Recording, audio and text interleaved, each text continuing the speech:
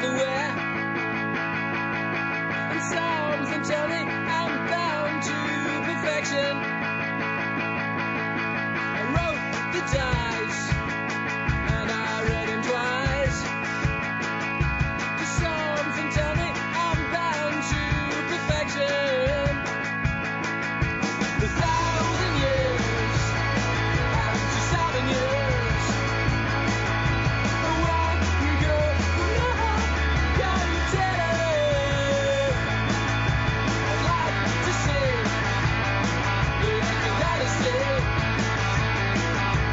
Call it climate change, I call it climate security.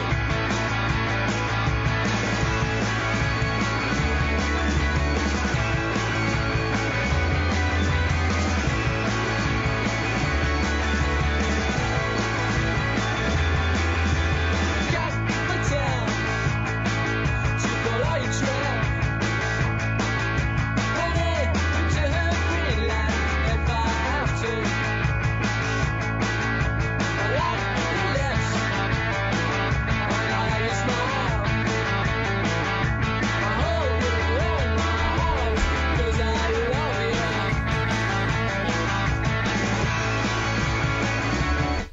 Et salut tout le monde, c'est la revue de presse du monde moderne. Alors c'est à 9 h ou presque tous les matins, parfois ça marche pas. Hier, vous savez quoi, Antoine pouvait faire tout ce qu'il pouvait avec sa box, il ne pouvait rien, c'était le standard orange, enfin je sais pas, le routeur principal qui était en rade à Grenoble, il y avait plus d'appels, rien n'était possible, alors qu'il y avait une réunion même des ministres de la santé européens ou je sais pas quoi pour faire l'Europe de la santé. Allez savoir, plus le procès Nordal-Lelandais. Bref, Grenoble était complètement black-outé. C'est pour ça qu'Antoine a eu tant de mal hier matin. On ne lui en veut pas. C'est aussi le charme de cette revue de presse, les soucis techniques. Alors on en a de moins en moins, et heureusement, parce que l'idée c'est quand même de faire un moment agréable, hein, que pas juste là se dire « Ah mon Dieu, va-t-il réussir à streamer avec son débit si limité? Va-t-il pouvoir faire avec ce deck de stream ultra minimaliste quelque chose de bien ?» Eh bien, on peut, oui, et même on peut avoir Maggie dès le début de la revue de presse, c'est vous dire si celle-ci va être phénoménale. Alors on va aller vite, c'est pour ça qu'elle commence plus tôt, parce que je n'ai qu'une heure. Et je vais vous parler ce matin, bien sûr, de Jean-Luc Mélenchon dans l'émission Élysée hier, où il a un peu plié tout le monde, de Valérie Pécresse qui... voilà, de déclaration en déclaration, c'est quelque chose d'assez malaisant, gênant, malaisant. Malaisant, c'est bien, c'est un mot qui devrait rentrer dans le dictionnaire, j'espère qu'il est rentré dans le dictionnaire, un peu plus fort, bien sûr. N'hésitez pas à me dire ce qu'on doit faire, voilà. Je voulais faire quelque chose de calme, comme on est un peu plus tôt. Donc ridicule, oui.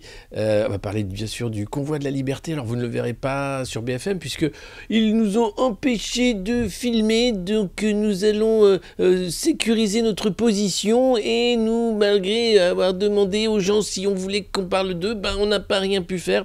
Ou la Roturou qui est allé se moquer bien sûr de quelques conspi de service, c'est toujours comme ça, mais en vrai, il y a du monde, ça klaxonne à l'arrivée de chaque ville, et l'exécutif commence à avoir la petite goutte de sueur, façon, mais si ça réveillait les gilets jaunes, est-ce qu'on doit encore en tuer, en éborgner des centaines, comme on fait avant les élections? Ça va se voir qu'on est quand même ultra violent et pas gentil.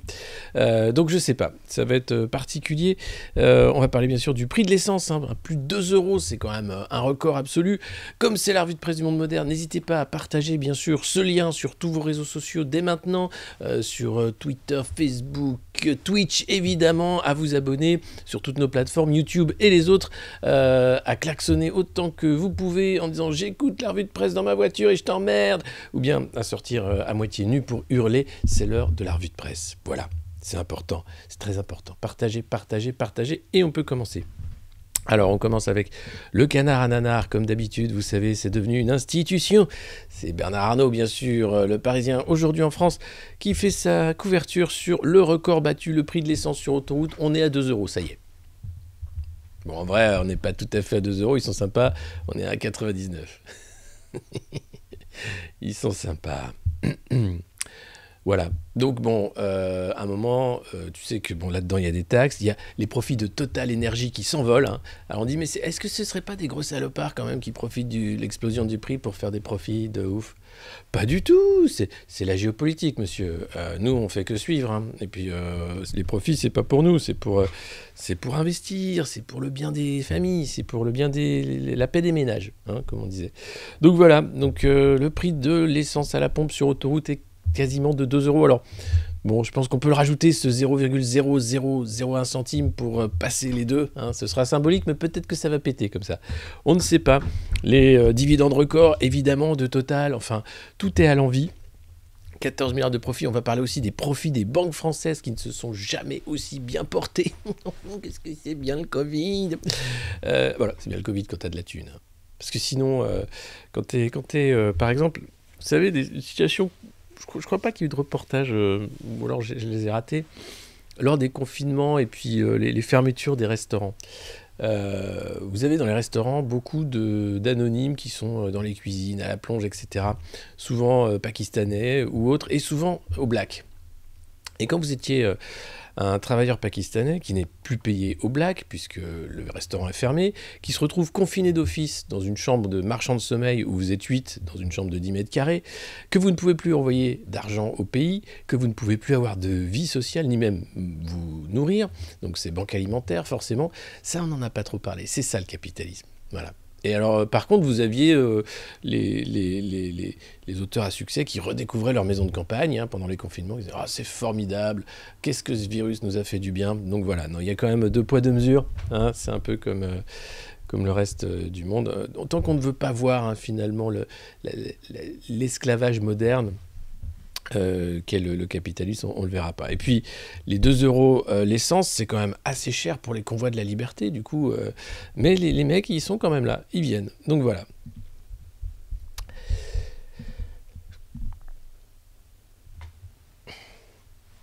Alors, j'attends qu'on soit plus nombreux pour vous faire le passage Star Wars de Valérie Pécresse. Parce que franchement, ça mérite le détour. Là, je vais vous parler d'abord du psychodrame qui se joue aujourd'hui rue de Miromesnil. Rue de Miromesnil, c'est les bureaux de Nicolas Sarkozy, l'ancien président. Celui que tout le monde aime bien. Vous savez, le petit escroc. Bah, le grand président, pardon. Alors, Nicolas n'a pas encore dit qu'il soutenait Valérie. Bon, non. Parce qu'elle lui pique tous ses mots sans le citer. Et puis, faut pas faire du Sarkozy quand on n'est pas Nicolas Sarkozy, hein. Ça va bien se passer, madame. Mais bon, toujours est-il qu'aujourd'hui, Nicolas rencontre Valérie dans ses bureaux pour lui dire combien il apprécie, bien sûr, à la fois sa force et son courage politique, sa vista, cette façon qu'elle a aussi de connaître les Français. Et puis combien il va soutenir Macron à la fin pour pas aller en tôle. Mais ça mettra peut-être un peu du temps. Déjà, Éric Woerth, c'est le premier maillon faible. Et d'autres vont venir. La maire de Calais, qui rejoint la campagne d'Emmanuel Macron, encore une transfuge de chez les Républicains. Bref, c'est l'hémorragie totale. Valoche, elle fait son meeting à Bercy ce week-end. Elle n'est pas sûre de faire du monde. Ça risque d'être un peu tatouine, son meeting, vous allez voir. On en reparle tout à l'heure quand vous êtes plus nombreux. Là, en attendant, je ne sais pas ce qu'ils vont se dire, ces deux-là, mais je pense que j'aimerais une petite souris et voir le meeting. Bonjour. Assieds-toi. Dis donc, t'as pris Stefanini, tu sais que c'est un vrai branquelé. Tu sais qu'il a failli me faire tomber, là, pour l'affaire des... Non, mais Nicolas, c'était parce que sinon c'est lui qui allait me faire chier pour la campagne, tu comprends? Bon, enfin, quand même, t'aurais pu prendre quelqu'un d'autre. Et puis, franchement... Éric Ciotti, pour les investitures. C'est pas sérieux, Valérie. Ça va être beau. La peur d'une coalition avec les Gilets jaunes. Le convoi de la liberté. L'exécutif est très vigilant face à la mobilisation des opérations et des opposants au pass vaccinal qui veulent rejoindre Paris ce week-end. Alors, pour vous donner une idée, voilà à quoi ça ressemble à Tours, par exemple, l'arrivée du convoi de la liberté.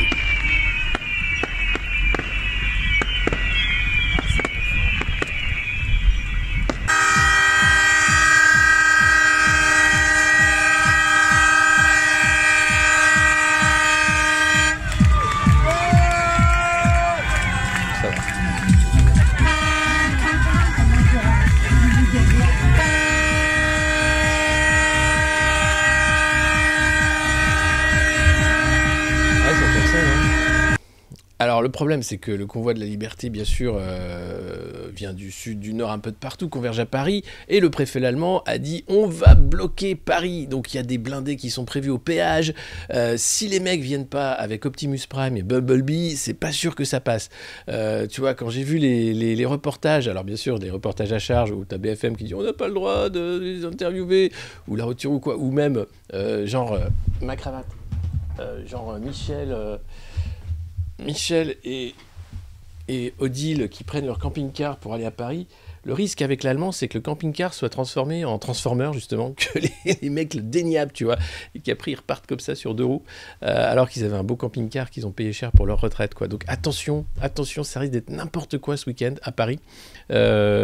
Et donc si jamais vous avez prévu des transformers, ça pourrait être sympa. Mais le convoi de la liberté d'y croire, voilà, le convoi de la liberté aussi de dire arrêtez de nous emmerder, mais quand même la goutte de sueur elle est présente, c'est quelque chose d'assez important, et ça peut être marrant de voir ce qui va se passer dans les quelques semaines qui viennent, parce que au-delà du rendez-vous à Paris, on a beau fermer les groupes Facebook, on a beau ne pas en parler dans les médias, ou alors en disant c'est des séditieux, c'est des fascistes, ça n'ira pas très loin, il y a une telle colère. Il y a une telle haine envers cet exécutif méprisant, maltraitant, que ce serait dommage de pas le voir ou de faire semblant que ça va passer.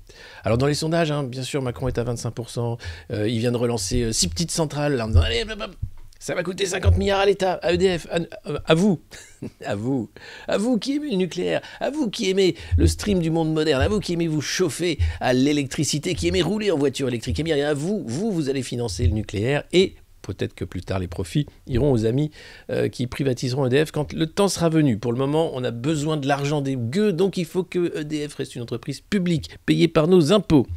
Et non, personne n'était prêt, bien sûr. Pourquoi commencer si tôt? Ne jamais vous arrêter. Les habitudes, attention, je sais, c'est bien, on a sa petite habitude, c'est à 9h, machin, puis paf, il y a Antoine, paf, il n'a pas de réseau, puis paf, le vendredi, c'est Alexis, puis paf, c'est à 8h30. Voilà, c'est ça. Je vous mets en mode guérilla, les gars. C'est toujours sur le qui-vive. On ne sait jamais ce qui va se passer. Paf, Emmanuel Macron va être à 25% dans les sondages. Paf, il est à 32% d'opinion favorable. Paf, incroyable. Édouard Philippe est la personnalité préférée des Français. Waouh, c'est encore un délire. C'est un délire. C'est du délire. 8h30, c'est mieux, pas pour moi forcément. Et puis il y a eu un bug hier, bug en plateau, énorme bug en plateau. Je sais pas si vous avez vu Jean-Luc Mélenchon qui était invité de l'Élysée 2022, l'émission de France 2 avec Léa Salamé et puis plein de journalistes masqués derrière. Et là, il y a eu le bug islamophobie avec Patrick Cohen. Je vous laisse savourer, c'était génial. D'où ma question sur le droit à l'islamophobie. Non, mais je vais vous dire, est-ce qu'on a le droit à la judéophobie? Bah, pourquoi il a coupé? Question sur le droit à l'islamophobie. Non, mais je vais vous dire, est-ce qu'on a le droit à la judéophobie? Ah bah il n'y a pas le morceau que je voulais, parce qu'à la fin Patrick Cohen il fait... Non, et donc voilà, c'est... Enfin, regardez l'extrait, c'est sur Caisse de Grève, le compte Twitter qui montre... désolé, l'extrait n'est pas complet, c'est malheureux. Qui montre la façon magistrale dont Jean-Luc Mélenchon a réglé la question. Et puis il y a eu un débat avec Geoffroy Roux de Bézieux, le patron du MEDEF, qui était un débat d'une excellente qualité, parce que les deux n'étaient pas d'accord, mais au moins des idées fusaient. C'était assez marrant, c'était des idées, avec du vrai respect, avec 2 projets de société, des gens qui s'écoutaient. D'ailleurs, Roux de Bézieux a dit « Avec vous, ce ne sera pas le chaos, l'économie ». Donc vraiment une émission où tu te dis oui alors c'est vrai il y a Christiane Taubira, oui alors c'est vrai il y a Yannick Jadot, oui alors c'est vrai il y a Fabien Roussel, le saucisson, tout ça, mais quand même si la gauche veut une petite, enfin la gauche si on veut avoir un minimum tu vois, une petite pincée d'anticapitalisme, en disant peut-être il faudrait vous faites ce que vous voulez, mais voilà. Oui, je suis en avance, les gars, il faut se réveiller. J'expliquais pourquoi, parce que le mode guérilla, c'est important. Hein. Jamais s'arrêter, genre, c'est à 9h. On sait jamais, c'est à 9h ou presque. Ça pourrait être avant, ça pourrait être après. En tout cas, voilà, c'était un bon moment de télé où il a bien calmé tout le monde. Désolé, l'extrait était nul, mais à la fin, t'as Cohen qui est comme ça, qui fait... Oui, non, mais ta gueule. Oui, et à la fin, il dit, j'aime bien voir la personne à qui je vais faire les poches, mais je vous invite au restaurant. C'était plutôt pas mal. Et puis cet exécutif traumatisé, hein. On est un peu traumatisé dès qu'on voit des gilets, des machins, les radars se mettent en route, hein. Il y a des gens qui depuis les gilets jaunes se disent que c'est ça la révolution permanente. Ouais. Bah, en même temps, Macron a écrit un livre, ça s'appelait Révolution. Il va écrire un livre, il n'a pas écrit de livre là pour 2022, ça aurait été Comment j'ai perdu la tête. Non, il l'a pas fait. Moi je vais écrire un livre qui va s'appeler Guillotine. Et ça doit exister déjà. Mais vas-y poupou. C'est grave. C'est vendredi, on fait ce qu'on veut. Ouais, c'est vendredi les gars. Lâchez tout, lâchez prise. Lâchez prise. Laissez cette petite musique personnelle faire votre introspection, tout ça. Alors ensuite, qu'est-ce qu'on a? Qui sont les morts d'Omicron? Eh oui, parce que vous allez voir, là, c'est dans le Parisien du vendredi, hein, aujourd'hui en France, le canard à nanar qui se dit quand même, on parle plus des morts. Pourquoi? Qu'est-ce qui se passe? Qu'est-ce que c'est que ça? Alors, qui sont les morts d'Omicron? 250 personnes meurent chaque jour du Covid en France. Alors, dû ou avec l'équivalent du crash d'un avion de ligne. Qui sont-ils? Comment expliquer que l'on parle si peu d'eux? Ah ouais, parce qu'à une époque, 250 morts par jour, tu restais chez toi. Mais depuis, il y a le vaccin, il y a le masque, il y a les gestes barrières, il y a les micro-confinements, il y a Jean-Michel Blanquer et les protocoles de l'école. Enfin bref, depuis, on est super protégés, quoi. Alors, qui sont les femmes et les hommes derrière ces statistiques? Eh bien, on sait que les victimes ont vieilli. 92% ont plus de 60 ans, contre 88% entre juillet et octobre. 520 sont décédés dans les Bouches-du-Rhône, 473 à Paris et 313 dans le Nord. Triste podium. On voit surtout des personnes insuffisamment protégées. D'où l'intérêt de la 3e dose. Et des immunodéprimés chez qui la vaccination fonctionne mal. Ah ouais. En fait, le problème, c'est qu'il y a beaucoup de double dosés, hein, qui ne sont... Voilà. Puis les greffés, s'ils arrivent en réanimation, généralement, ils n'en sortent pas. Les immunodéprimés non plus. Donc, il y a des profils comme ça. On sait quand même maintenant à peu près cibler les personnes à risque. Même si le docteur Salomon nous dit que pas du tout, c'est pas comme ça que ça marche. Mais bon. Nous explique, lorsque les greffiers entrent en réanimation, ils ont peu de chances d'en ressortir. On regrette de ne pas avoir des données précises à ce sujet. Mais ça, c'est la magie de la France, hein. Dès qu'il y a des données un peu embêtantes, on n'en a pas. Et c'est fini. C'est fini, on peut plus lire les données. Ah, dommage. Mais bon, il y a eu, avec Delta, hein, des gens jeunes, des mères de famille qui sont morts, des femmes enceintes, bref. Les réanimateurs disent quand même, ils ont vécu des choses terribles, difficiles. Et ils en ont ras-le-bol. Pourquoi les Français semblent-ils habitués à ce bilan morbide? Parce qu'ils en ont marre, parce qu'en fait ça dure depuis trop longtemps. La crise n'est pas finie, 280 morts au quotidien, rendez-vous compte, c'est l'équivalent d'un crash d'avion par jour. Eh oui.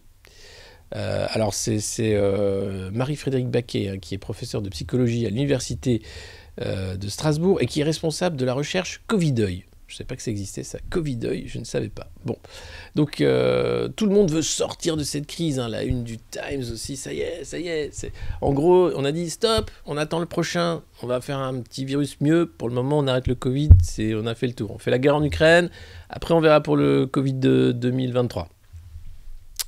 Pas d'hommage national. Et puis le problème, en fait, ils disent, mais pourquoi Macron avait promis un hommage national en mars?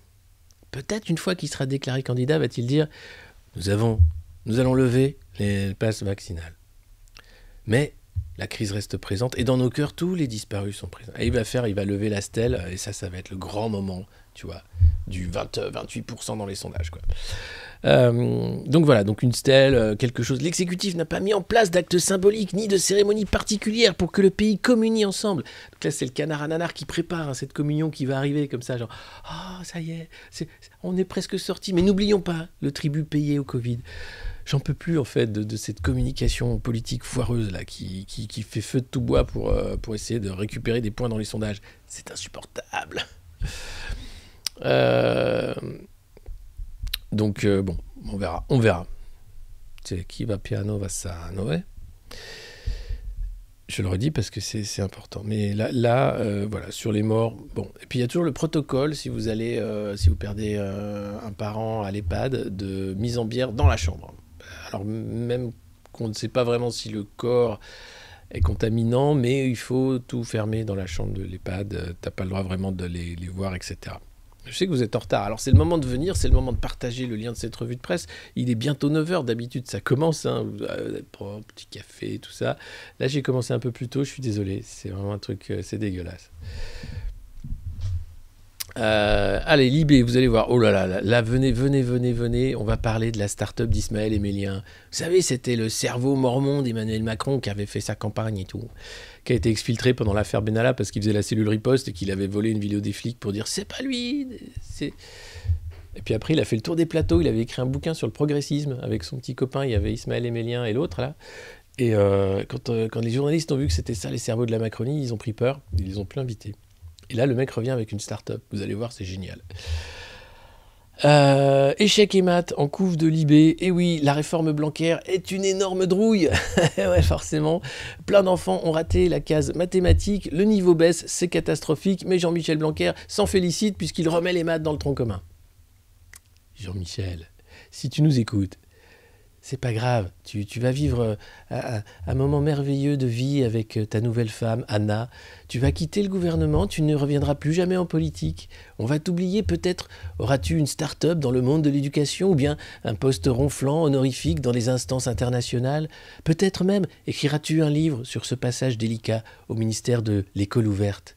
Écoute Jean-Michel, entre les plages de sable fin, les hautes montagnes de l'Himalaya, il y a un monde loin des salles de classe sombres et mal chauffées car ouvertes pour ventiler et éviter que le virus n'atteigne trop d'enfants. Il y a un monde loin des professeurs fâchés qui ne veulent jamais travailler et remettre toujours à l'ouvrage ces réformes que tu leur proposes. Jean-Michel, je sais que tu nous écoutes. Jean-Michel, c'est pas grave, c'est quelques jours qui restent, qui sont pour toi peut-être une joie et aussi une souffrance. Eh bien, tu peux l'abroger dès à présent, partir, fuir, disparaître. Tu peux prendre un avion, comme ça au hasard, avec Anna, et tous les deux partez faire un tour du monde. Tu peux même aller construire un habitat durable, quelque part, à Bornéo ou ailleurs, dans une jungle inconnue. Tu peux vivre nu sur une île solitaire et oublier ce passage au ministère. Jean-Michel, la vie t'attend. Ça n'a que trop duré, voilà. Donc peut-être qu'il fera ça, Jean-Michel, je ne sais pas. Le DJ de l'Éducation nationale, bon, en tout cas, sa réforme, c'est de la merde. À Belfort, Macron joue réacteur en chef, toujours dans l'IB. Ah oui. Le mec a vendu Alstom à GE, aux Américains. Le mari de Pécresse s'en est mis quand même dans les fouilles au passage. Faut pas déconner, on est copains. Et là, il arrive, il dit « Non, mais c'est génial, EDF a racheté le truc. » Ouais, entre-temps, on a mis quand même sur la paille 3000 familles. On a perdu je sais pas combien de millions d'euros. Tout ça pour récupérer une branche qui était de toute façon stratégique. Et lui se défend, Macron, comme d'habitude, en disant « Mais c'est pas moi. Moi, j'étais conseiller. Moi, j'étais pas ministre, moi, à l'époque, moi. » Oui. Mais ce qui m'étonne, c'est qu'à chaque fois, quand il arrive comme ça dans des lieux, ça reste, à part de temps en temps un œuf dur ou une petite baffe, tu sais, les gens restent maîtres d'eux-mêmes. C'est étonnant. En tout cas, là, il nous promet 6 petits réacteurs qui vont coûter 50 milliards à EDF. EDF endetté de 40 milliards, puisque obligé de vendre son électricité moins cher pour pouvoir faire vivre la concurrence. C'est un bordel sans nom, mais il est content. Voilà, donc, et toute la presse est là en disant c'est super, Macron, la filière nucléaire, Macron le génie nucléaire. Macron, le meilleur président que la France ait jamais connu. Rappelez-vous ce qu'était ce pays avant lui. C'était une sorte de no man's land glauque, un chaos perpétuel où les gens s'entretuaient sur fond de wokisme et d'islam. C'était un pays où les gens avaient peur de l'avenir, où les gens ne prenaient pas le temps de manger à midi. C'était un pays où vraiment l'école était en ruine, les commissariats étaient tout à fait... Depuis qu'il est arrivé, Emmanuel Macron, en 5 ans quand même, on a un pays qui va beaucoup mieux. Avec des manifs tous les week-ends, avec des violences policières comme on n'en a jamais vu, une répression d'État comme on n'a jamais vu, de la censure et de la propagande comme on n'a jamais vu, des lois de technosurveillance comme on n'a jamais vu. Il avait promis une loi grand âge en 2019. En disant, ouais, on doit faire un truc pour nos vieux, c'est vrai, c'est important. Rien. Ensuite, en 2020, il a dit, oui, c'est vrai, on va faire une loi grand âge, c'est super important. Rien. En 2021, il a dit, oui, alors c'est sûr, il a envoyé Castex dire « On n'a pas eu le temps de faire la loi grand âge ». Entre-temps, les mecs ont eu le temps de faire des lois de merde, de passe vaccinal, de passe sanitaire, de drones dans le ciel, la loi sécurité globale, qui est une loi de surveillance globale. Toutes les lois les plus pourries, ils les ont passées. Dès qu'il y avait un truc à faire pour le bien de l'humanité, pour le bien des gens, jamais il n'y avait personne. Il faut voir un peu les passes d'armes entre Ruffin quand il arrive et que dès 2018, il parle de la situation dans les EHPAD et qu'à l'époque, les macronistes rigolaient, ils disaient « Oh, on a autre chose à faire !»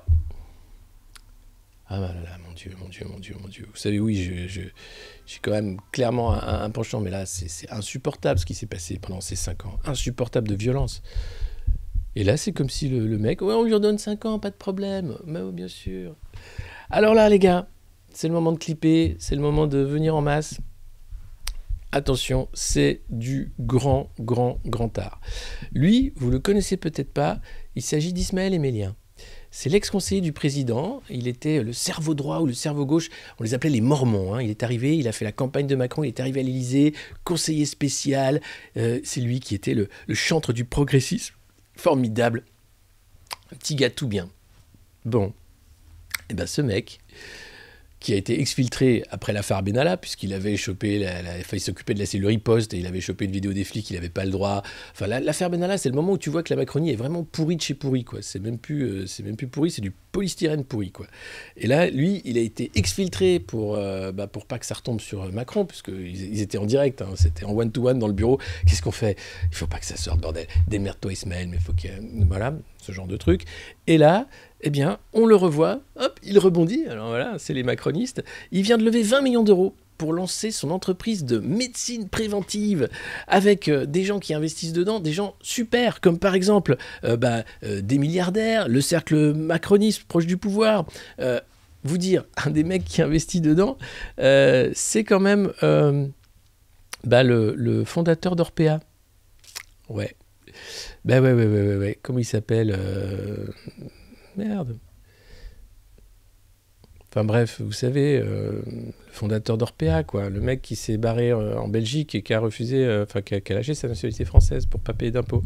Alors sa start-up s'appelle Zoï, ça veut dire vie en grec. Et alors c'est un truc, il a eu le label de mission, d'entreprise à mission. Hein, c'est-à-dire que son entreprise, sa start-up qui sert à rien, a un label qui va lui permettre de lever des brousoufs publics. Donc non seulement il lève 20 millions auprès des copains, alors il y a Xavier Niel qui a investi dedans, il y a le fondateur d'Orpea, et il y a le patron de Moderna, Stéphane Bancel.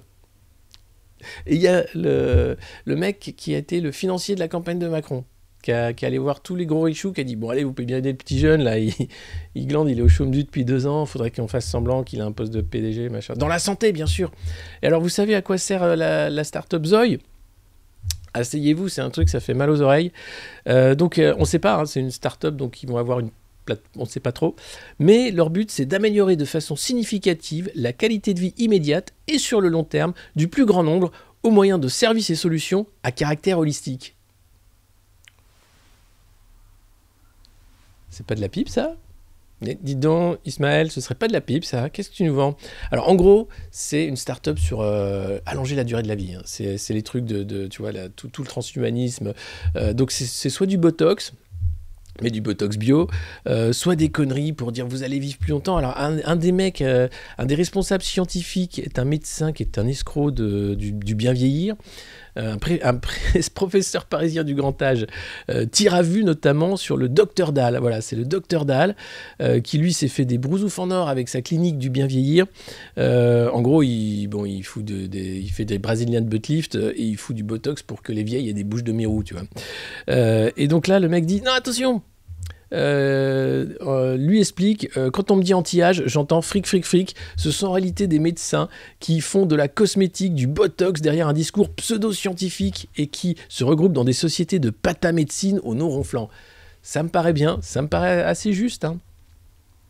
Donc il y a une clinique bien sûr à Monaco où tu as même un congrès mondial hein, qui s'appelle je sais plus, le congrès mondial de la médecine esthétique anti-âge. Voilà, la MWC, tu pourrais croire que c'est du World Wrestling Federation. Non, c'est pour comment, quand t'es vieille, avoir une gueule de mérou. Et alors, c'est bien foutu. Donc, c'est facturé plusieurs milliers d'euros.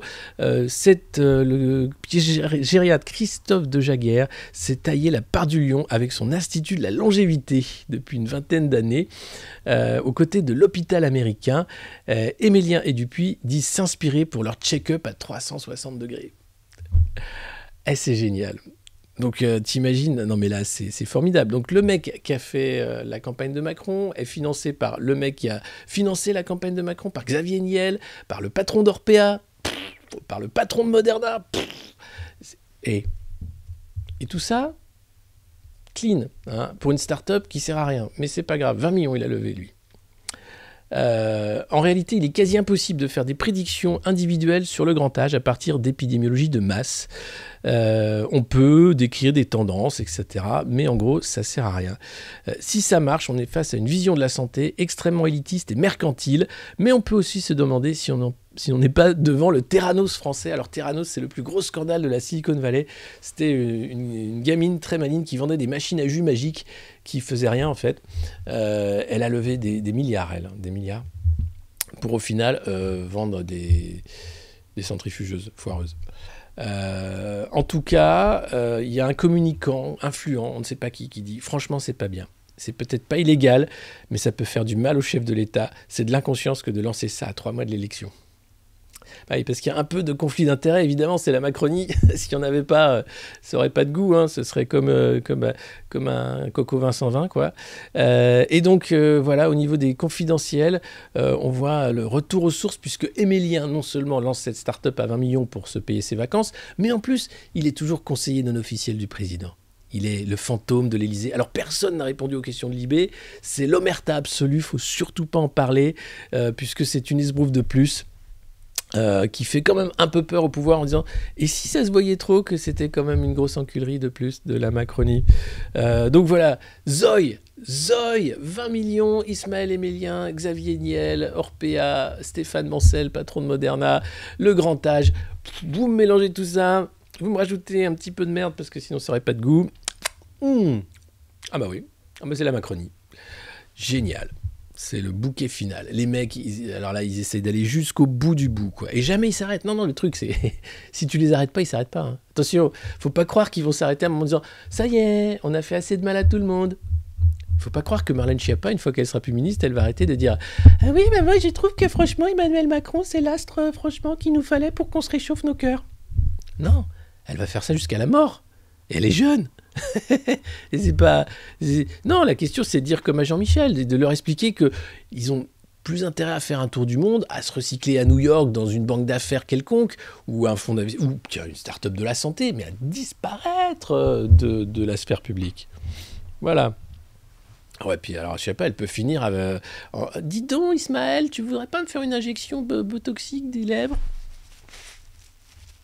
Zoï. Et oui, et je pense que derrière, il faudra se pencher sur les comptes de campagne, hein, parce que ça me paraît quand même... hein, enfin bon. Non, mais non, bien sûr que non. C'est de la start-up, c'est de l'amour, c'est du savoir-faire. C'est génial. Quelle merde. Luc Montagnier est mort, on lui rend hommage évidemment, ce grand scientifique spécialiste du sida qui était le premier à tirer l'alerte sur cet étrange virus venu de Wuhan, disons qu'il avait quand même de drôles de similitudes et de drôles de trucs ADN, ARN a été traité de conspi très tôt. Alors, la presse lui en rend hommage, mais en disant « Attention, c'était un grand scientifique, mais il a fini anti-vax, donc il était un peu pété du casque. » Donc, c'était un mort d'un pionnier dérouté. C'est des petites phrases comme ça, c'est des entre-deux. Il a fallu plus de 24 heures à l'AFP pour être sûr qu'il était bien mort, parce que dans un dernier pied de nez, la famille a prévenu France Soir à la demande du professeur Montagnier. Et France Soir, aucun autre média français veut les citer, en fait, parce qu'ils n'ont pas le droit. Donc, ils ont dit, c'est bon, alors, oui, on attendait d'avoir la famille qui nous dise qu'il était vraiment mort, et puis on n'a pas eu confirmation du CNRS non plus. Alors, bon, c'est la mairie de Neuilly qui a délivré l'acte de décès, qui a dit, il est bien mort. Donc, après, l'AFP a dit, il est bien mort, et c'était bien un anti-vax. Bordel. L'Élysée s'est fendu d'un communiqué pour lui rendre hommage en arrêtant son CV à partir du prix Nobel. Donc, voilà, après, il n'a pas eu de vie. Ça a été d'une gênance absolue ce moment. C'est quand même un des derniers grands prix Nobel de médecine français qui a travaillé sur le sida. Et là, rien, paf, tu débranches. Et puis on parle beaucoup d'Ukraine en ce moment et on parle beaucoup de sida aussi, puisqu'il y aurait quelques petits problèmes à la fois le Paxlovid, qui est un médicament utilisé dans le traitement du sida, à la fois une source ultra-virulente du sida qui arriverait des Pays-Bas. Vous vous rappelez du vol MH117 qui a été abattu au-dessus de l'Ukraine parce qu'il ressemblait à un avion russe par des rebelles du Donbass. Je ne sais plus exactement quelle affaire honteuse. Plus de 120 morts, comme les morts du Covid quotidien, mais surtout plus de 108, je crois, qui étaient responsables scientifiques, chercheurs, virologues sur le sida, qui se rendaient à un colloque de Sida Aid, ou je ne sais pas quoi, le colloque mondial, en Australie. Et ouais, on ne s'en rappelle pas. Mais c'était les grands spécialistes du sida qui étaient dans cet avion. Enfin, quelques, pas tous. Heureusement, Luc Montagnier n'y était pas. Mais c'est décidément ce virus. Et puis ce chiffre incroyable. Alors vous savez, les États-Unis, c'est la plus grande, la plus belle démocratie du monde. D'ailleurs, ils passent leur temps à vouloir exporter leur modèle dans le monde entier. 1055, c'est le nombre de personnes tuées par balle par la police en 2021. Aux États-Unis. Joli bilan. C'est 3 par jour. Ça va. C'est le plus haut total depuis 2015. Voilà, tout va bien. Et alors, on ne sait pas vraiment qui se fait tuer. On n'a pas les statistiques ethniques. 80% des tués étaient armés au moment des faits. Alors, comme tout le monde est armé, évidemment, c'est plus facile. Sur 400, alors oui, d'accord, sur 400, c'est 3 fois rien, mais quand même, c'est beaucoup. Prenons un pays de même taille, la Chine, je ne sais pas si... Alors, peut-être qu'il y a plus de morts pas tués par la police, mais des exécutions sommaires, des disparus, je ne sais pas. On n'a pas les chiffres, peut-être. Mais c'est beaucoup, quand même. Tu dis... c'est quand même beaucoup. Même si tu rapportes ça à la population française, ça ferait beaucoup. Macron veut encore gagner du temps. Eh oui, Macron ne veut pas se déclarer candidat. Il a autre chose à foutre. Non, il va faire une campagne éclair, une blitzkrieg. Du coup, comme il ne se déclare pas, on ne sait pas. Avec vous... Ça, c'est l'entrée du siège de la REM, rue du Rocher. Avec vous, avec Ismaël, avec Zoé et les milliards des milliardaires. Avec vous, on va faire le tour de la Terre. Avec Emmanuel Macron, le meilleur président de tous les... Et alors, qu'est-ce qu'on va faire avec vous? On va faire des sous. Sans moi, sans vous. Et puis le Figaro, très content puisque l'Indonésie passe une commande de 42 Rafales. Pourquoi? Parce que c'est l'avion le meilleur du monde. Non. Et vous savez pourquoi? Parce qu'en fait, Washington a mis un petit taquet à la Malaisie qui voulait acheter des Sukhoi russes. Il a dit, tu fais pas ça toi. Donc, comme les avions américains étaient un peu trop chers, ils se sont tournés vers le Rafale en disant, bon, vu qu'on peut pas acheter russe, on va acheter... Ouh, quel bel avion, dites-moi, c'est super. Merci Washington. C'était un peu, en fait, un lot de consolation par rapport à l'enculerie des sous-marins en Australie. Voilà, c'est mignon comme tout.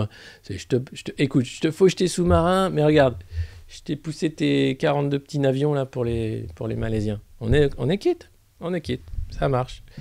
Ça, c'est pour faire la guerre. Et puis une excellente nouvelle qui devrait vous faire sourire et vous réchauffer le cœur. Les banques françaises sont au mieux de leur forme.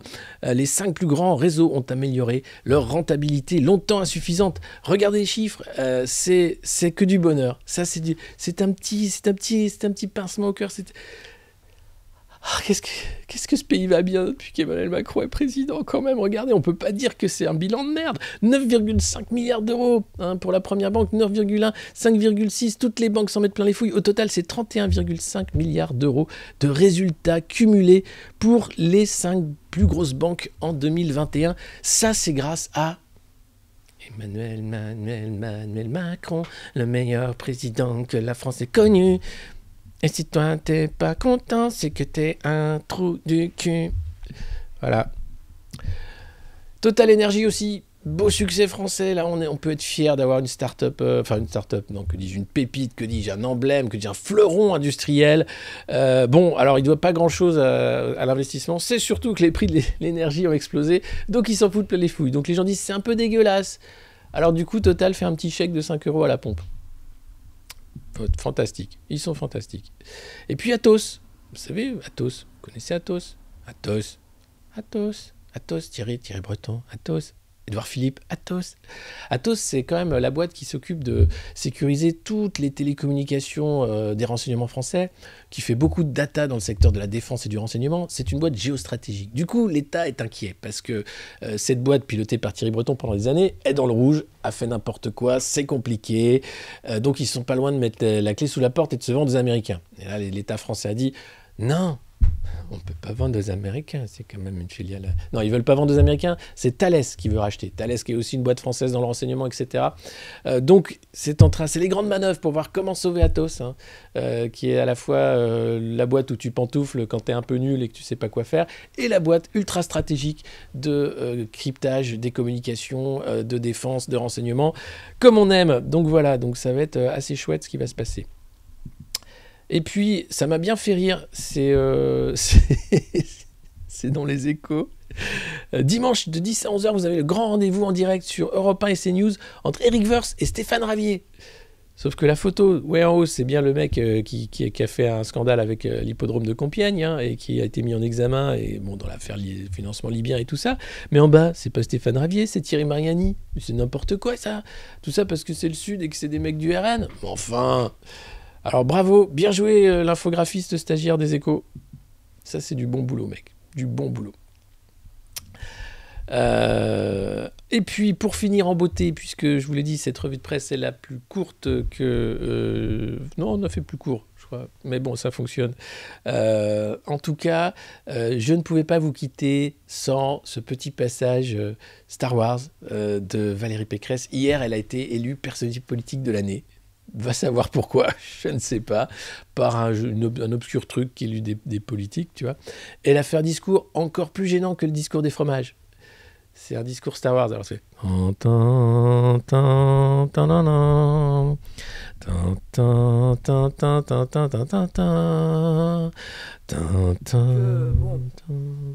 y a un peu la menace fantôme, c'est la gauche. Il y a un peu l'Empire contre-attaque, c'est Macron. Enfin, encore faudrait-il que l'Empire attaque. Bon, il y a l'attaque des Claudes. Éric Zemmour et Marine Le Pen. Ça, je dis ça bien au quotidien, je vois assez clairement. Bon, vous avez compris que moi, j'étais le retour du Jedi. Hein. Voilà. Et parce que je veux faire lever un nouvel espoir, comme dit la fin de la saga. L'énorme malaise. Énorme. Alors, il y a la menace fantôme. Bon, la meuf, prends des cours de théâtre, Valoche. Prends des cours de média training. Viens un matin, tu fais un petit stage pour la revue de presse du Monde Moderne. On va se mettre dans l'ambiance. Il faut incarner le texte. Hein. On te l'a écrit, c'était drôle, tu vois, c'était presque drôle. Bon, alors il faut savoir que Valérie, elle fait ça parce qu'elle a un poster de Yoda dans son bureau de campagne, hein, puisque c'est La Force est avec elle, ou Hope, ou je sais pas. Bon, elle a oublié de mentionner Dark Vador quand même. Hein. Et pourtant, elle aussi, elle vient de là. C'est le Forum économique mondial, bien sûr. Les Young Leaders, qu'est-ce qu'ils sont drôles, qu'est-ce qu'ils sont nuls. Donc il y a Dark Vador qu'elle a oublié. Elle a aussi oublié, comment il s'appelle Bon, on reprendrait bien du perdreau. Un petit perdreau de Tatooine. C'est du perdreau des sables. Oh, c'est pas mauvais du tout, ça. Valérie Gugachaba, Nicolas Sarkozy, ça peut donner. On a aussi, faut pas oublier, voilà, c'est le bureau exécutif de LR qui regarde et qui se dit, putain, qui va voter pour elle? Qui va voter pour elle, sérieux? Ils savent pas du tout. Et puis on espère que son meeting à Bercy, ça va pas être ça, quoi. Parce que c'est quand même dimanche et ils ont déjà annulé des bus qui devaient venir de Mulhouse. Ils leur ont dit non, passez quand même par Besançon, c'est peut-être mieux. On sait pas comment ça va se passer, pardon, je me suis planté. Et j'avais une autre capture d'écran. Non, c'est tout. Alors après tout, voilà. C'est super gênant, Valérie. Fallait vraiment pas. Tu te dis, mais pourquoi ne fais pas d'humour, hein, ne fais pas de discours, d'ailleurs. Même chez LR, je pense les mecs qui sont là, ils disent, oh, merde. Et imagine, le meeting de tout à l'heure, Redman Hormonel, tu Valérie, c'est pas très bien ce que tu as fait avec Star Wars, tu sais. Non, franchement, j'ai trouvé ça vraiment un peu bas. C'est pas à la hauteur. En tout cas, Valérie, tu sors. Enfin, je pense que tu vas pas monter dans les sondages après un truc pareil. Ça risque d'être un peu compliqué. Papy Schwab. Ah non, Papy Schwab, c'est Dark Vador. Jabba, c'est... Jabba, il s'occupe du Sénat. Tu peux refaire tout Star Wars. Hein. Et du coup, Nicolas Sarkozy, si tu files la métaphore Star Wars, c'est le vieux... c'est le vieux Luke Skywalker quand il est exilé sur son île, quoi. Ou le vieux Ben Kenobi sur Tatooine, tu vois. Lui, il est exilé rue de Méroménil. Ouais. Enfin, c'est... Bon, alors, ici, si vous ne connaissez pas, c'est la revue de presse du Monde Moderne. Tous les matins, à 9h ou presque, on essaye de débusquer l'info, hein, de lire la presse des oligarques pour comprendre comment on nous parle, pourquoi on nous parle comme ça, qu'est-ce que c'est que ce bordel.